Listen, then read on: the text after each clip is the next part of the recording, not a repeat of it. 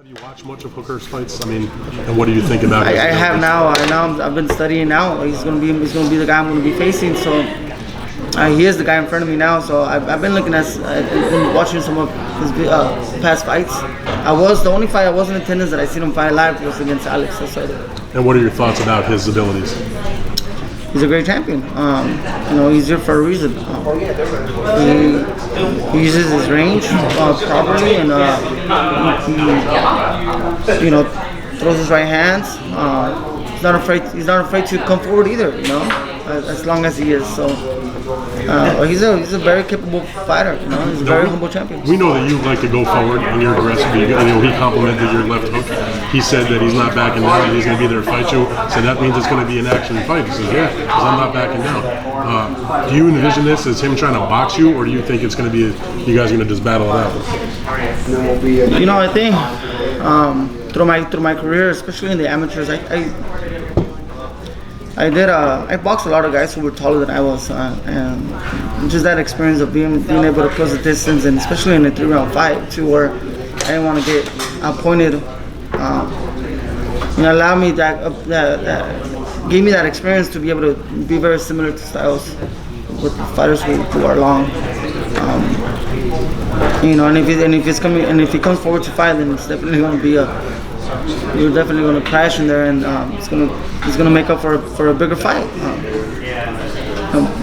We'll see how that goes. Before this fight kind of materialized, were you thinking that you might have to change weight classes to get a big fight? No, I still make 140 fairly easy. If you guys look at my past fights, I'm always at 138 point something, 139.2. I'm never over, or even at 140 even. But I do have the size and the body frame to put some more muscle and go to welterweight with no problem.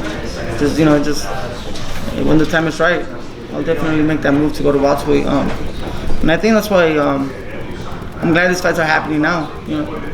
I believe you will see 2 unification matches in the 140 pounds this year alone. So that's going to make it easier for people to determine, who did the best at 140. I don't think that's going to define who's the best fighter overall, but who is the best at 140, right? Because I'm still 26 years old. I'm not in a hurry to leave my boxing career. I still have a long career ahead of me. I could see myself being in the sport for another 8 years with no problem. So this fight unifies your 2 belts, and Maurice was asked when he was sitting with us about, that's a big fight, but also the other fights going on the other side of the bracket, so to speak, which is the pro race fight against Josh Taylor, to unify those belts in the tournament. Are you paying attention to that also, and have designs on fighting the winner of that to unify undisputed? I'm not paying attention to those fights at all.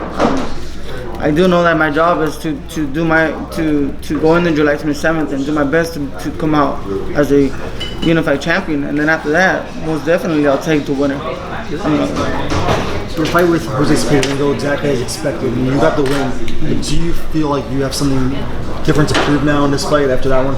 Yeah, of course. It probably wasn't the best of my performance, but it's. I don't think a fighter should be defined by one fight. But yeah, definitely, I feel very motivated to fight a guy like Maurice Hooker and to just surprise myself, and I think if I surprise myself, I'll be surprising the world on how they look at me. Do you see this as one of those career-defining fights, and you win this and you gain guns, way bigger things, and go down a star path? It could be. It could definitely could be. But now the fan base in boxing, they work a little different, Now they go more based on names, not so much talent.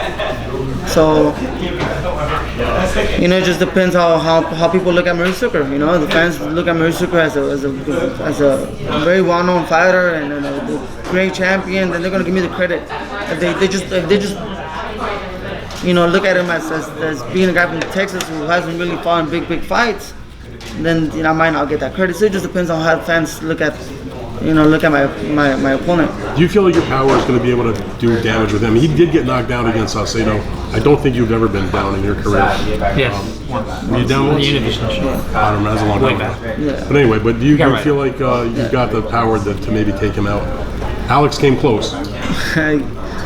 Yeah, I mean, it's. I believe I have, and I believe I'm improving my power.